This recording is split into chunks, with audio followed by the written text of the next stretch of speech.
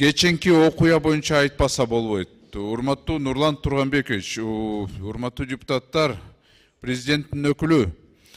Конституция боюнча 51-ci беренени ачсак, ушул жерде жазылып турат да, жаран жарандуулуктан ажыра албайт.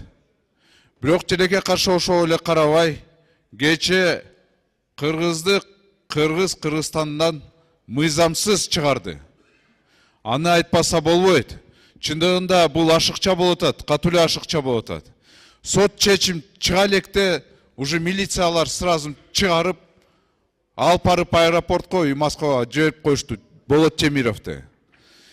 Эми мен түшүнүп атам, ал расследование кылган, кишилерге жакпайт, бирок бул өтө мындай өчүн алып, укук коргоо органдар менен, соттор менен пайдаланып ушундай кылып бул туура эмес. Мыйзамсыз бул аракеттер.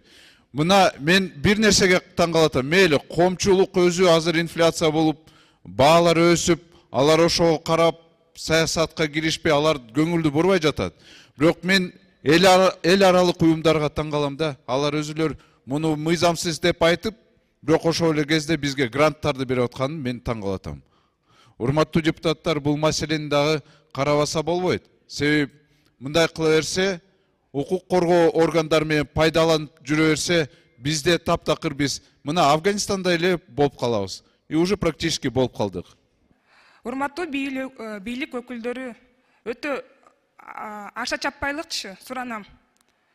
Мына өткөндө мен президентке кайрылганда, аялдарга аярлуу мамиле жасайлык дегенде, не деп жооп бердиңиздер? Мыйзам баарына тең деп. А көчө биз нени көрүп атабыз? Болот Темировду незаконно вывели из страны. Поэтому, уважаемые представители власти, я к вам обращаюсь. Давайте все-таки, я понимаю, мы нарушаем, но не настолько же.